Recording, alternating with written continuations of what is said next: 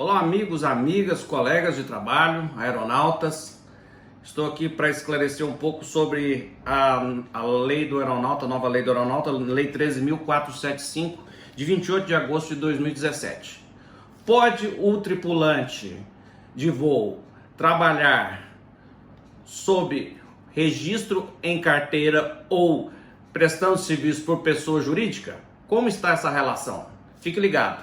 Olá amigos, amigas, meu nome é Bruno Chagas, sou aeronauta, presidente da Associação Brasileira da Aviação Privada Brasileira.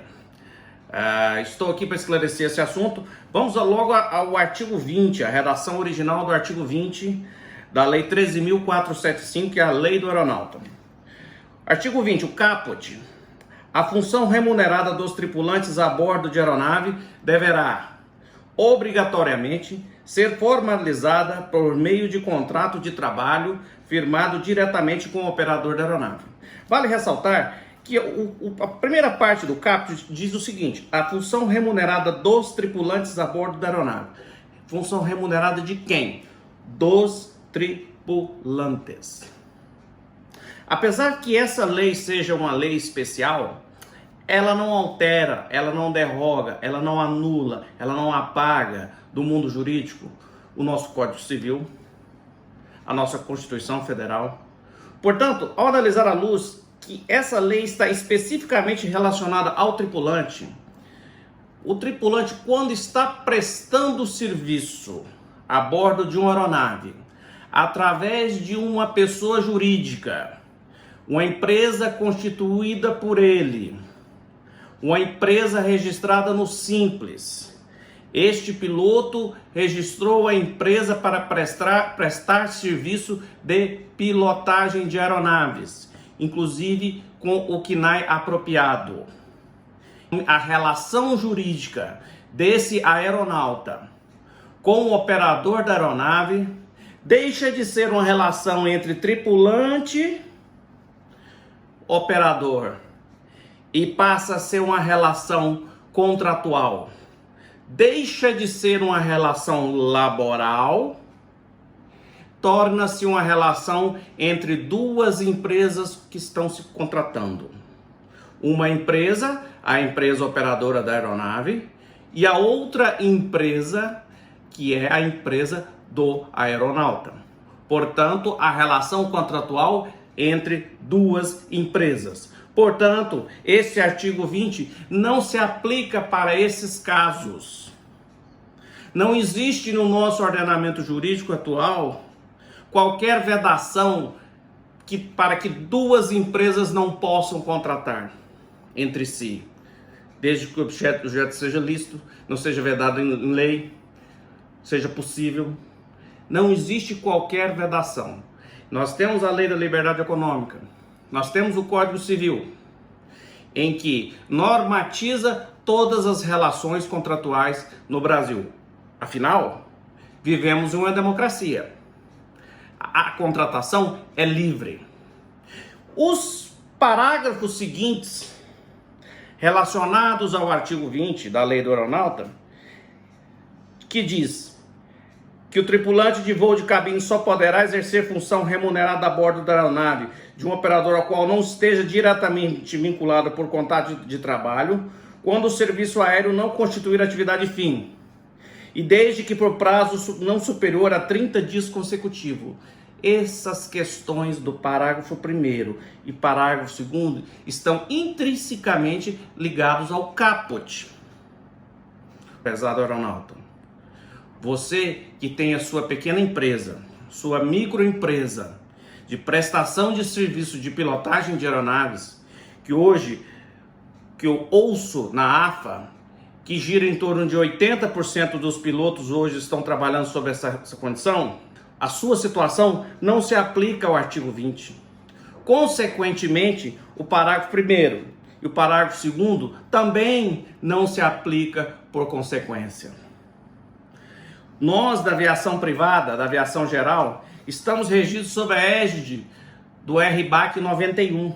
Não existe local algum no RBAC 91 em que obriga de que o operador da aeronave só poderá operar a aeronave com pilotos contratados CLT. Pelo contrário, nós temos no RBAC 91 a liberdade. O RBAC 91 está somente adstrito às condições de segurança de voo.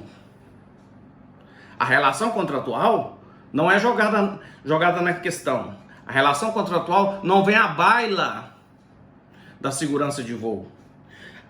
Mas temos também o RBAC 121, que é o RBAC que normatiza as operações das grandes linhas aéreas regulares, que aí sim, no RBAC 121.385, a linha A, nenhum detentor do certificado pode operar um avião, a menos que a tripulação de voo deste avião esteja conforme a Lei 7.183, de 5 de abril de 84. Com certeza, certamente a ANAC irá revisar este inciso, esta linha, e constará a nova lei do aeronauta, a 13.475, que regula o exercício de profissão do aeronauta, e com a lei 7.565, de 19 de dezembro, que dispõe sobre o Código Brasileiro de Aeronáutica. Estamos dizendo RBAC 121. Vamos para o RBAC 135. O RBAC que regula a operação das empresas de táxi aéreo. Nós vamos aqui para o RBAC 135242. Título: tripulação de voo geral. Temos a linha A. O detentor de certificado somente pode utilizar uma pessoa como tripulante de voo, e uma pessoa somente pode exercer a função de tripulante de voo em uma aeronave operando segundo este regulamento, se a pessoa, 2 pontos. E tem 4. For vinculado ao detentor de certificado com contrato de trabalho de acordo com a legislação trabalhista vigente. Portanto, RBAC 135 exige o contrato CLT para o tripulante de voo. O RBAC 121 também faz essa menção que o tripulante de voo deve seguir todas as normativas da lei do aeronauta. E o 91? O 91 é omisso, porque a aviação geral brasileira é livre. Você pode contratar com uma empresa a qualquer momento. Vivemos em uma democracia. Vivemos em tempos modernos. Vivemos em um país em que a economia cresce a cada dia. Estamos orientados para que tenhamos a liberdade. Estamos falando da aviação geral brasileira, em que são 22 mil aeronaves dessa aviação pequena, da aviação de negócio, do agronegócio, a pujança do nosso país, que segura a nossa economia. Essa insegurança jurídica e toda essa celeuma em torno da nova lei do aeronauta só traz prejuízos para o nosso setor. A dúvida, ela é muito maléfica. A dúvida gera questionamento jurídico. A dúvida gera ações trabalhistas desnecessárias. A dúvida gera conflito. A dúvida gera constrangimento para nós, trabalhadores. Essa insegurança jurídica, ela é péssima para o nosso país. Precisamos de que essa situação seja esclarecida de forma devida, com esse entendimento que estou passando aos senhores. Me sinto na obrigação, como presidente da Associação Brasileira de Aviação Privada, prestar esse esclarecimento baseado no meu conhecimento como aeronauta há mais de 30 anos e como advogado atuante no segmento. Façam uma reflexão. Senhores juristas, façam a hermenêutica devida deste artigo. Lembrem-se que quando se presta um serviço, a pessoa natural, a pessoa física, está prestando o serviço diretamente ao operador da aeronave, aí sim justifica a CLT. Aí sim justifica o vínculo de emprego com este operador. Agora, nós aeronautas que trabalhamos, que prestamos serviço na aviação geral, regida sob a égide do RBAC 91, não podemos ser tolhidos, não podemos ser impedidos de trabalhar. Estamos com nossa habilitação em dia, estamos com o nosso exame médico CMA em dia, estamos devidamente habilitados para operar uma aeronave. Por quê? Por que temos que passar constrangimento? Hoje eu sou conservativo. 80% dos pilotos trabalham sob a égide da pessoa jurídica, constituída por eles. Porque acham que essa é a melhor forma.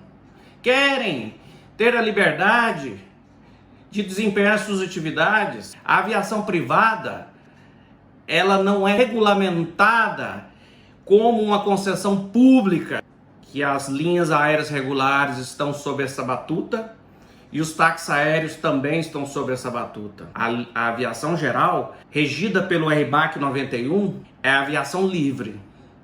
Desde que a aeronave esteja em condições de aeronavegabilidade, desde que a infraestrutura esteja de acordo e desde que a situação técnica do piloto esteja ok, a atribuição da ANAC em regular este segmento, não há de se falar em proibir um trabalhador de desempenhar seu mistério. Em um país democrático como o nosso, não podemos permitir que ataques à nossa liberdade seja suficiente para nos causar constrangimento.